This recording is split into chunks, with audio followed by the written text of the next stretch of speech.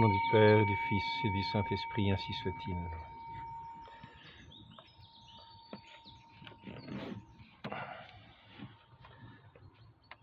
Je vis comme un fils d'homme. Je vis comme un fils d'homme qui me disait: je suis le premier, le dernier.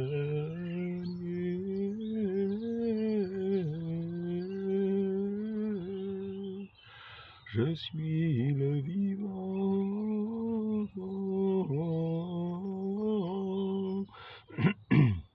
J'étais mort, mais me voici vivant pour les siècles des siècles. Amen. Et je détiens les clés de la mort et du séjour des morts.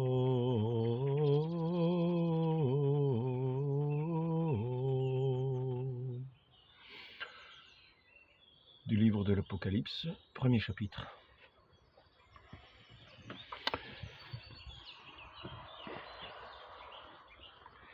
Donc je voudrais faire cet entretien toujours un petit peu autour du livre de l'Apocalypse, mais en fait pas tellement.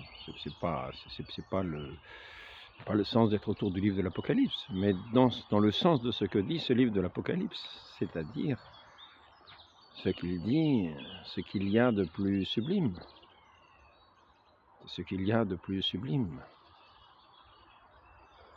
qui peut toucher la pensée de l'homme, c'est-à-dire l'idée de Dieu, le sens de Dieu, la connaissance de Dieu. Et là, cette vie éternelle de celui qui a vaincu la mort, qui a les clés de la mort et du royaume de la mort, c'est-à-dire qui en dispose d'une certaine manière, car il est le juge des vivants et des morts. On dispose, même pas d'une certaine manière. Donc, je voudrais lire ce passage suivant pour nous faire entrer dans ce sens du jugement dont parle notre Seigneur lorsqu'il parle à Nicodème, chapitre 3 de Saint Jean. Il dit: celui qui ne croit pas est déjà jugé. Et nous pouvons voir l'ébranlement de cette annonce de l'Évangile, qui est ce qu'il y a de plus sublime au monde, ce qu'il y a de plus sublime dans l'univers, ce qu'il y a de plus sublime dans le cœur des hommes. Nous sommes faits pour cette connaissance de Dieu, nous sommes faits pour cet Évangile, nous sommes faits pour cette vie éternelle. Et donc ici, je voudrais revenir à ce livre de l'Apocalypse, Apocalypse chapitre 10, versets 1 à 11. Je vis un ange puissant qui descendait du ciel. Il était vêtu d'une nuée, une gloire nimbait son front. Tout ce qu'il y a de plus sublime, va nous décrire la venue de cet ange. Son visage était comme le soleil et ses pieds comme des colonnes de feu. Il tenait dans la main un petit livre ouvert. Il posa le pied droit sur la mer, le pied gauche sur la terre, et cria d'une voix forte,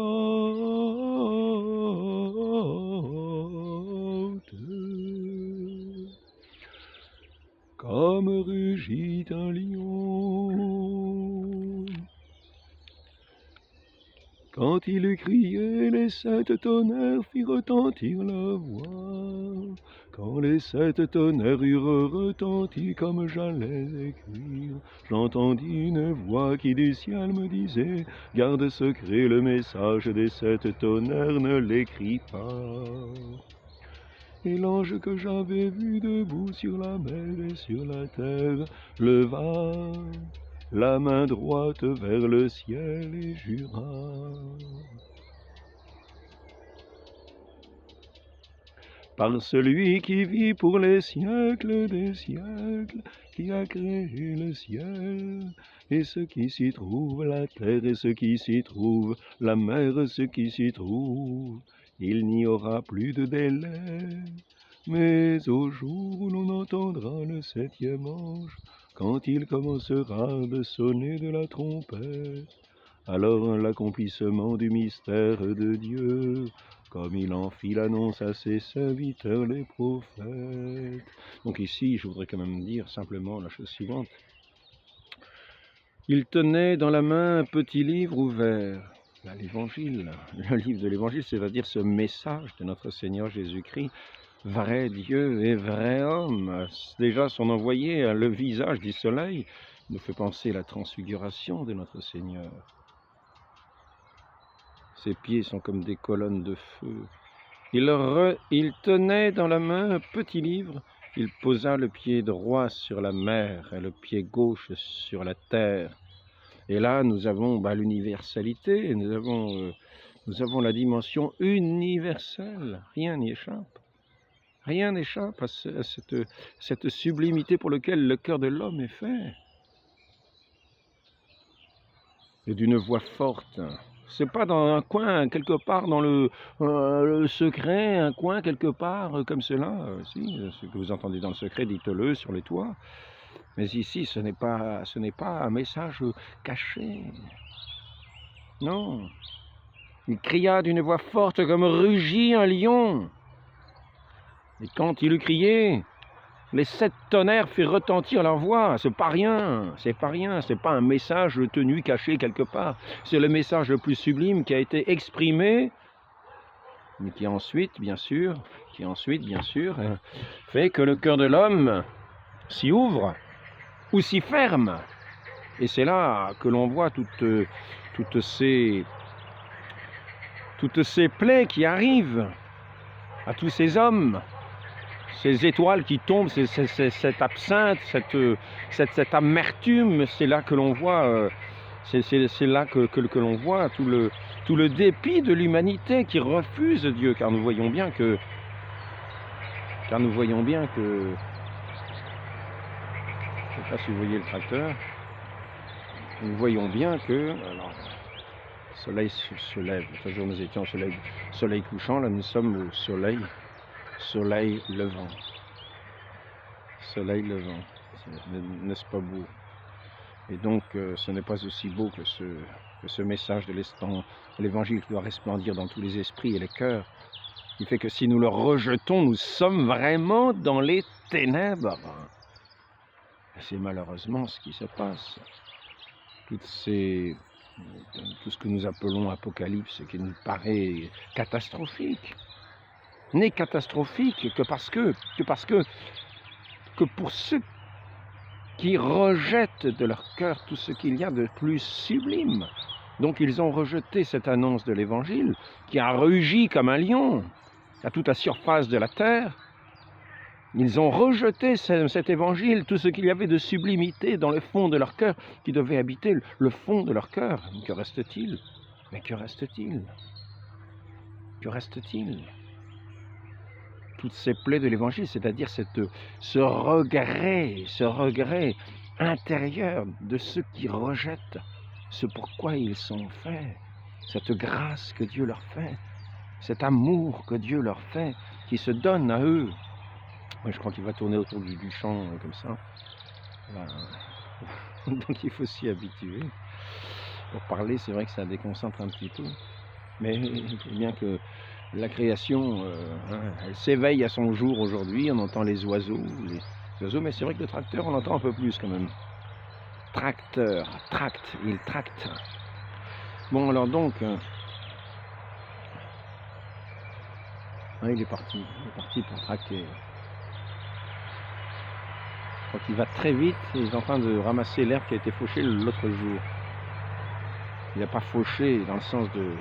Non, il a coupé avec une Avant, on coupait avec une faux, c'est pour ça qu'on appelait faucher. Donc moi, je dis peut-être faucher à tort. On va avec les engins, ils coupent l'herbe, ils les mettent à sécher dans un champ, ensuite ils les rangent en rampe, ils font on appelle les rumbaleurs, c'est-à-dire pour faire des réserves pour les vaches ensuite. Les vaches ou les animaux qu'ils peuvent avoir en hiver, quand il n'y a plus d'herbe dehors. L'épice, ils mettent aussi, je crois que je ne vais pas durer très longtemps dans cet entretien, ce sera un entretien très très court, c'est simplement pour dire cette gloire éternelle, ce resplendissement de cet évangile qui fait vraiment tout notre bonheur, tout notre... Quand il est rejeté, nous envoyons les conséquences de ce jugement dans nos âmes, dans nos cœurs, dans tout notre être, un ébranlement total, une amertume, un puits sans fond comme un abîme. Nous voyons cette étoile qui tombe du ciel, c'est-à-dire que cette étoile qui devait resplendir, qui devait fixer nos regards au ciel, lorsque nous refusons l'évangile, nous la voyons qui tombe comme dans un puits sans fond, avec cette absinthe, ce goût d'absinthe, ce goût amer. Donc il nous faut faire très attention, maintenir notre foi par des actes de foi quotidiens. Des actes de foi quotidiens. Lorsque nous recevons le Saint-Sacrement, pensons bien à faire des actes de foi quotidiens. Mon Dieu, je crois que vous êtes ici, présents, sous les espèces du pain. Je crois que vous êtes substantiellement présents. Chair, sang, âme, divinité, sous les espèces du pain, par les mains de ce prêtre qui va me donner la Sainte Hostie, vous-même, votre corps présent. Je crois en l'Église, Seigneur, cette Église que vous avez fondée par votre parole, cette Église que vous avez établie sur vos saints apôtres et leurs successeurs, ce magistère vivant qui nous enseigne votre Évangile, que nous devons écouter, entendre, ces paroles sublimes de la vie éternelle. Vous qui détenez les clés de la mort parce que vous êtes mort, ressuscité, vous étiez mort et vous êtes ressuscité pour nous amener dans cette vie éternelle. Car nous sommes nous aussi morts à ce monde et nous avons dans notre cœur ce que votre message est si sublime, cette lumière sans fin. Alors la lumière, on va essayer de la trouver quand même, on va essayer de revenir un petit peu au soleil, parce que là je m'en suis éloigné, on ne peut pas trop s'éloigner du soleil. Revenons-y. Ah, ça y est, nous voyons. Vous voyez la différence? Vous voyez la différence? Lorsque nous rejetons la lumière, nous tombons nécessairement dans la nuit sans lumière. Et nos cœurs sont faits pour la lumière de Dieu, pour ce message de celui qui est ce messager, notre Seigneur Jésus-Christ, qui est l'envoyé du Père, dont le visage a le resplendissement du soleil lui-même. Et nous devons non pas nous fermer à sa parole, non pas le rejeter, comme un arrachement de tout nous-mêmes, comme une négation de tout nous-mêmes, comme une condamnation de tout nous-mêmes. Mais nous devons le recevoir pour entrer dans la plénitude de cette vie qu'il veut pour nous, de cette vie. Il faut entrer dans la lumière. Remarquez, les images sont beaucoup plus belles dans la lumière. Le mot photo veut dire lumière. Photo, je crois que c'est la lumière. Quand on dit photographie, il faut qu'il y ait de la lumière. C'est pour ça que là, je préfère choisir ces images avec ces reflets lumineux qui viennent se poser sur toute chose de la création le matin, en ce matin. Voilà, je ne veux pas faire durer trop longtemps cet entretien. Je voudrais peut-être lire comme quelques passages qui nous donneront à voir, tout cet ébranlement de ce jugement de ceux qui refusent l'Évangile, qui a retenti comme le rugissement d'un lion, comme nous avons entendu. D'ailleurs, l'Évangile selon saint Marc commence aussi par un rugissement, c'est celui de saint Jean-Baptiste.